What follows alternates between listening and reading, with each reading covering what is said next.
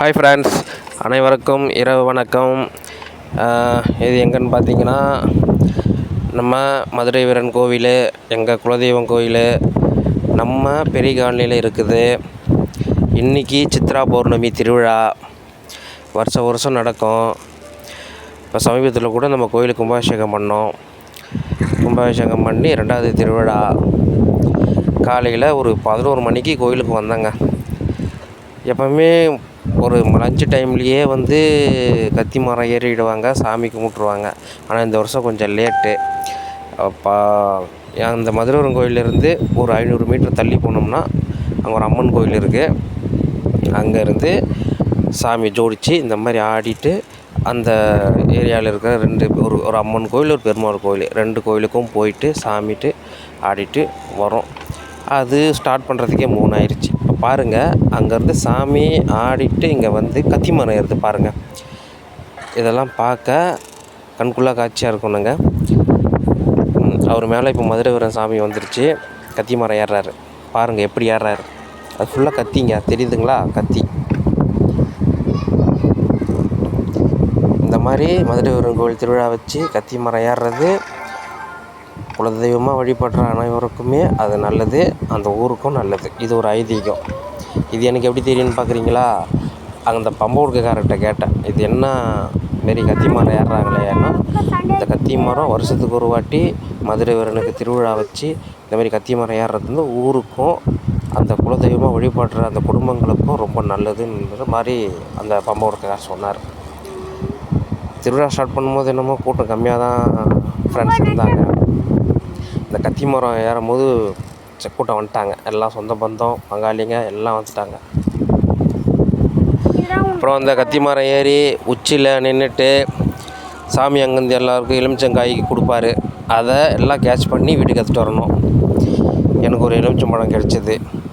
அப்புறம் பாருங்கள், அழகாக சூப்பராக மறுபடியும் அங்கேருந்து இறங்குவார். ஏறுறத பார்க்குறத விட இறங்குறத பார்க்குறதுக்கு தான் ரொம்ப பயமாக இருக்குது. பாருங்கள், அந்த கத்தியில் எப்படி காலை வச்சு அவர் இறங்குறாருன்னு பாருங்கள்.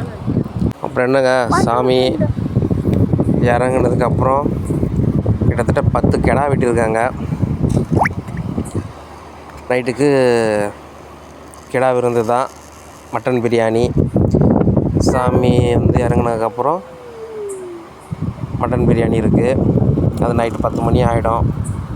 இப்போ அதுக்கு முன்னாடி இந்த கத்தி மரம் ஏறுற மாதிரியே கத்திலேயே ஊஞ்சல் செஞ்சு அந்த ஒரு ஐதீகம் இருக்குது. இப்போ அடுத்தது அதுதான் வரும் பாருங்களேன். அழகாக இறங்கிட்டாரா? அடுத்து பாருங்கள், இன்னும் கொஞ்சம் நேரத்தில் பாருங்கள்.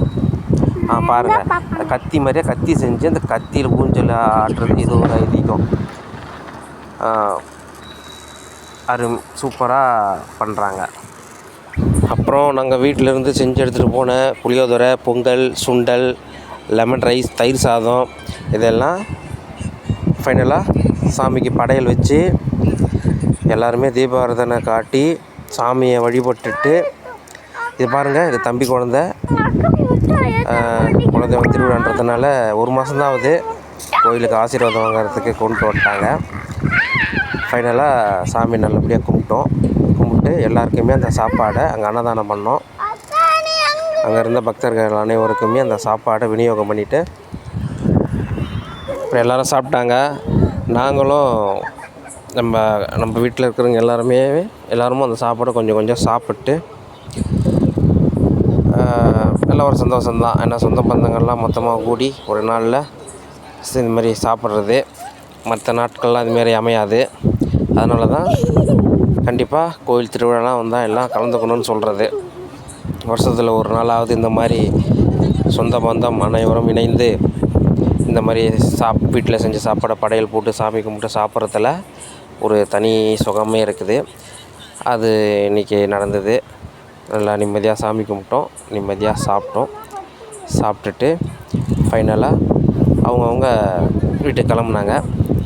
ஏன்னா எப்படியும் நைட்டு கும்பம் சாப்பிட்ற கலைக்கிறதுக்கு டைம் ஆகும். ஸோ அதனால் சில பேர் வீட்டுக்கு போயிட்டாங்க. நாங்களும் கொஞ்ச நேரம் வெயிட் பண்ணிவிட்டு ஒரு 7:30 போல் வீட்டுக்கு வந்தாச்சு. இப்போது மறுபடியும் ஒரு 9 மணிக்கு போல் இந்த கும்ப விழாவில் கலந்து திருவிழாவை திருப்தி அடையணும். ஓகே ஃப்ரெண்ட்ஸ், நன்றி, வணக்கம்.